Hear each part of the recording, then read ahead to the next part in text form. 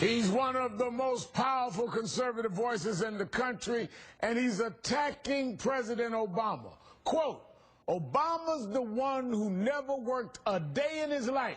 He never earned a penny that wasn't public money. How many fundraisers does he attend every week?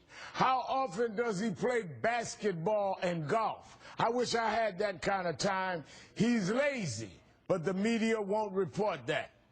That's the president of Fox News calling the president of the United States lazy.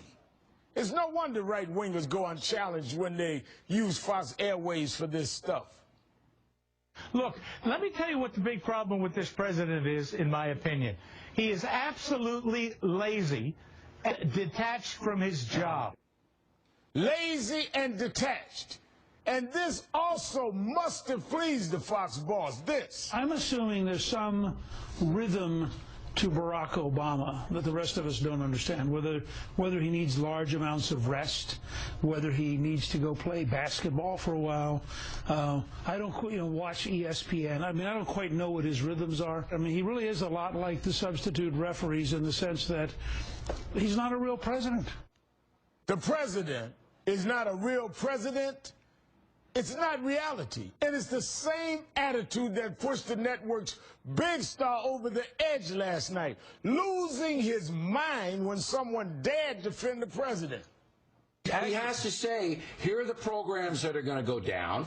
Here's how we're going to reform Medicare and Social Security. And the man refuses to do it. Yes, it is. He's willing to cut these programs. Hold it, because now I'm getting the tea off of you. Give me one damn program he said he cut. He has cut entitlements. He has cut entitlements. One program. What do you want to yell at? Because you're lying. I'm not lying. You are lying. Don't call me a liar.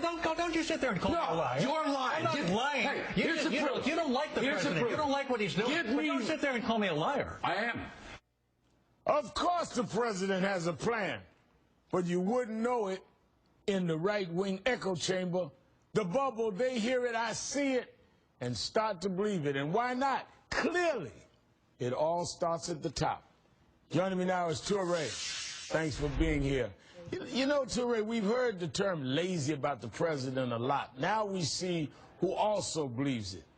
What do you make of the connection? Well, I mean, there's so many ways we could go here. I mean, this sort of lazy term is something that we've heard flung at us as black people going back to slavery, which, of course, we know perceive them as not wanting to work. Of course they didn't want to work. They were slaves. So they're trying to... But they did work. They did work a tremendous amount, absolutely. But this is a revolutionary thing that they're doing, saying we're going to get out of all the work that you want us to do. So then this sort of stupid idea follows us for centuries since then.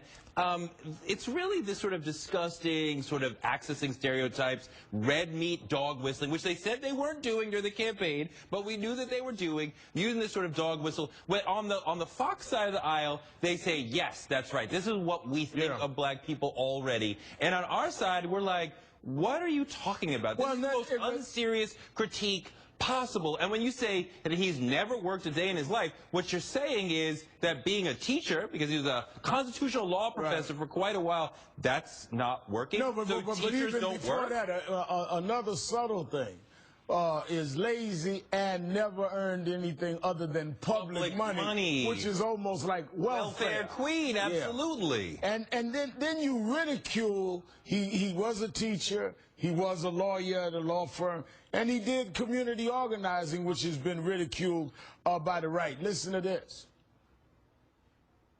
I guess a small-town mayor is sort of like a community organizer, except that you have actual responsibilities. With all the vast nuclear experience that he acquired as a community organizer. When he said he was a community organizer, it wasn't Boy Scouts and Girl Scouts. It was radicalism taught on the south side of Chicago by Saul Alinsky. You can't even learn that as a community organizer. I mean, to ridicule community organizers, by the way, I wish we had more community organizers in Chicago given the violence right now.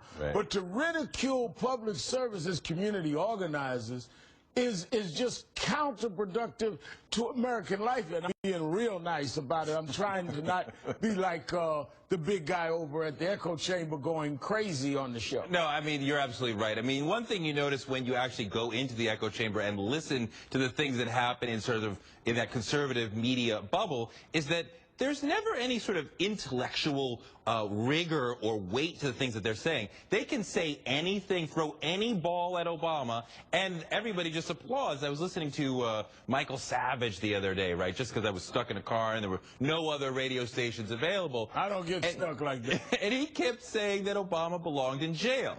Now, and they say this over and over and over. Now, never did anybody actually say why he belongs in jail or what law he may have broken, but he just says that. They just say that. And the people just cheer, yay, you took it to Obama. You started. Let me bring this to some facts, just so people understand. When you look at the facts, the president, the present president, President Obama, has taken fewer days in his first term than his predecessor did in a shorter period of time. President Obama has taken 84 days of vacation from the day he took office, January 2009, to today. During a shorter period of time, from January 2001 through just August of 2003, former President George W. Bush took 250 days off. This is in a little over 2 years. He took 250 days. In 4 years, he's taken 85 days.